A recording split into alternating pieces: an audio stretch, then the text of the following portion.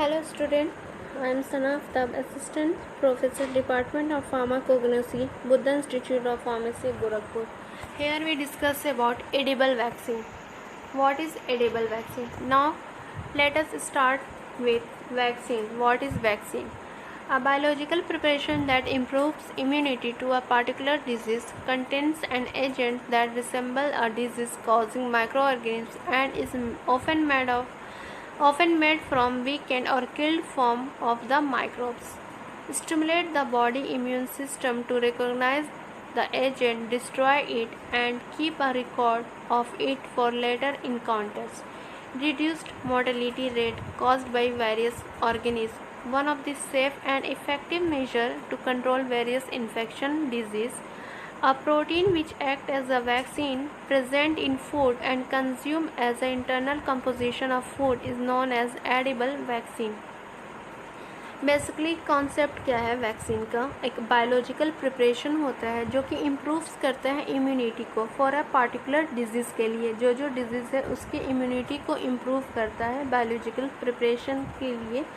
Biological preparation के through उसको vaccine बोलते हैं. Vaccine contains an agents that resemble a disease causing micro organism. Vaccine जो होता है वो सेम डिजीज कॉजिंग जो माइक्रो ऑर्गेनिज्म जो डिजीज कॉज कर रहा है वैसे ही सेम कंटेनिंग एजेंट या रिसेंबलिंग एजेंट्स होते हैं and often made from weekend, और उससे कमज़ोर भी बन सकते हैं जो कि किल कर सकता है माइक्रोब्स को.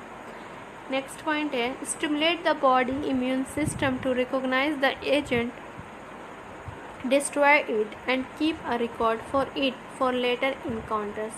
वैक्सीन क्या काम करता है? स्टिमुलेट करता है बॉडी इम्यून सिस्टम को. क्यों स्टिमुलेट करता है? कि जो एजेंट्स, जो पैथोजेंस, जो माइक्रोब्स आ रहे हैं उनको डिस्ट्रॉय करने के लिए, और उसका रिकॉर्ड रखता है कि जब वो बाद में अगर ऐसा कोई भी माइक्रोब्स अगर बॉडी में इंटर हो रहा है तो फिर उसको इनकाउंटर करने के लिए, उसको किल करने के लिए वो रिकॉर्ड उनके ऊपर, वैक्सीन के ऊपर ये चीज़ रह जाती है. नेक्स्ट है reduce mortality rate cause by various organism. इसमें मोर्टेलिटी रेट वैक्सीनेशन के थ्रू रिड्यूस की जा सकती है या रिड्यूस होती है. नेक्स्ट है one of the safe and effective measure to control various infection diseases. ये एक इफ़ेक्टिव मेजर पैरामीटर है या इफ़ेक्टिव मेथड है जो कि कंट्रोल करता है वेरियस इन्फेक्शस डिजीज़ को होने से, प्रिवेंट करता है या मेज़र करता है, कंट्रोल करता है इन्फेक्शन को फैलने से बॉडी में. नेक्स्ट पॉइंट है a protein which act as a vaccine. एक प्रोटीन, ऐसा प्रोटीन जो एक्ट कर रहा है वैक्सीन की तरह, जो कि present in a food and consume as a internal composition of food is known as edible vaccine. अब बात करते हैं एडिबल वैक्सीन क्या होते हैं. एक प्रोटीन है जो कि फूड से ऑब्टेन हो रहा है और कंज्यूम किया जा रहा है इंटरनल कंपोजिशन ऑफ फूड में. जो भी फूड इनटेक कर रहे हैं उसमें प्रोटीन जो सोर्स है, प्रोटीन है, वो एक्ट कर रहा है वैक्सीन की तरह, उसी को बोलते हैं एडिबल वैक्सीन. नेक्स्ट स्लाइड है एडिबल वैक्सीन वाई. क्यों एडिबल वैक्सीन ज़रूरत है, क्यों एडिबल वैक्सीन को लेना ज़रूरी होता है. Immunisation through DNA vaccine is alternative but is an expensive approach. Immunise कर सकते हैं DNA वैक्सीन के लिए, लेकिन ये क्या है? ये एक्सपेंसिव अप्रोच है. नेक्स्ट है edible vaccine gives cost effective. ये कॉस्ट इफेक्टिव है, इजी टू एडमिनिस्टर्ड है. इसमें कोई भी पेरेंट्रल प्रिपरेशन नहीं है, इसमें कोई इंजेक्शन यूज़ नहीं हो रहा, ये कोई इंजेक्टेड वैक्सीन नहीं, ये एडिबल वैक्सीन है, इसीलिए ये कॉस्ट इफेक्टिव है, इजी टू एडमिनिस्टर्ड है, easy to store and socio culturally readily acceptable vaccine for their delivery system. Oral vaccine provide mucosal immunity at various sites by secreting antibodies. इसमें क्या हो रहा है कि जो भी एडिबल वैक्सीन है वो ओरल वैक्सीन या एडिबल वैक्सीन वो म्यूकस में, माउथ में सिक्रेट्स करते हैं एंटीबॉडीज़, और वो अगेंस्ट फाइट करते हैं एंड जितने भी इन्फेक्शियस डिजीज़ हैं या माइक्रोब्स हैं. नेक्स्ट पॉइंट है do not need to worry about reuse, misuse and lack of sterilisation, thus low risk of infection. इसमें क्या हो रहा है कि इसमें कोई भी फिक्र करने की बात नहीं कि इसका रीयूज़ कैसे करेंगे। एडिबल है, इसमें रीयूज़ करने की बात नहीं है, मिसयूज़ नहीं होगा। पेरेंट्रल प्रिपरेशन में मिसयूज़ होने के चांसेस ज़्यादा है, रीयूज़ होने के चांसेस ज़्यादा है, जिसकी वजह से इन्फेक्शन फैल सकता है। लेकिन ये एडिबल है, ये ओरली लिया जा रहा है, तो इसमें रीयूज़ नहीं, वन टाइम यूज़ है, एक बार लिए उसके बाद रीयूज़ करने की कोई ज़रूरत नहीं है। मिसयूज़ इसमें नहीं हो सकता है क्योंकि ये पेरेंट्रल प्रिपरेशन नहीं है। लैक ऑफ स्टरलाइजेशन नहीं है क्योंकि ये पेरेंट्रल नहीं है, डायरेक्ट कॉन्टैक्ट में सिस्टमिक सर्कुलेशन के कांटेक्ट में डायरेक्ट नहीं है, इसका लैक ऑफ स्टरलाइजेशन नहीं है। Thus low risk of infection, इसकी वजह से इसमें इन्फेक्शन होने के चांसेस सबसे कम है। These are the history of edible vaccine. Hepatitis B, surface antigen HBAG, इसमें कौन सा प्लांट यूज़ हुआ था, क्या यूज़ हुआ था एज द एडिबल वैक्सीन, जो काम करता है एडिबल वैक्सीन की तरह। टोबैको लीफ को यूज़ किया जाता था एडिबल वैक्सीन की तरह। इकोलाई डायरिया जो कि यूज़ किया जाता था potato tuber tobacco leaves. Rabies virus के लिए टोबैको लीव्स और फ्रूट्स यूज़ करते हैं।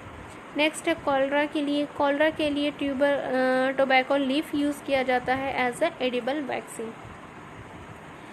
Why edible vaccine is necessary? Why edible vaccine is compulsory? Why edible vaccine is so important as compared to vaccine?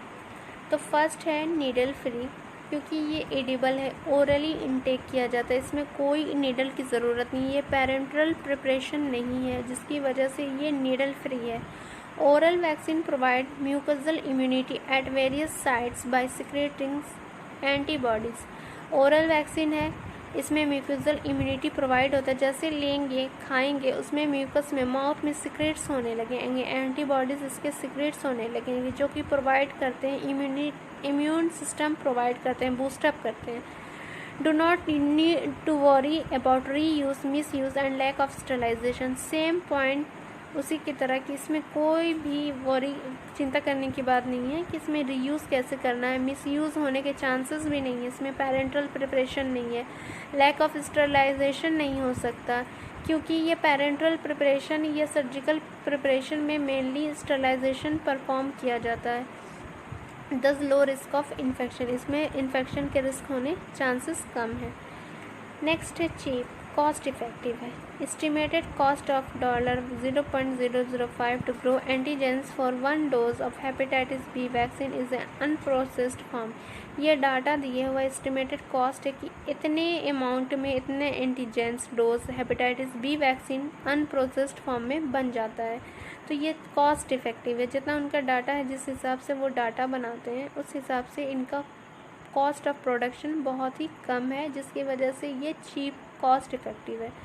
Administering oral vaccine would required little और no training at all. इसमें parental preparation नहीं है, तो इसमें कोई trainer की use नहीं होगा, कोई इसमें बस थोड़े बहुत रिक्वायर चाहिए, नॉलेज चाहिए कि कब लें कैसे लें, लेकिन इसमें कोई भी एक ट्रेनर की ज़रूरत नहीं है कि जो इंजेक्ट करे, जो कि प्रोफेशनली जैसे नर्स होते हैं, जो प्रोफेशन वाले होते हैं, वो इंजेक्ट करें। इसमें एडिबल सोर्स है, इसीलिए इसमें कोई भी परेशानी नहीं है। इंजेक्शन में जैसे परेशानी होती है, इसमें एडिबल वैक्सीन में कोई ऐसी परेशानी है नहीं।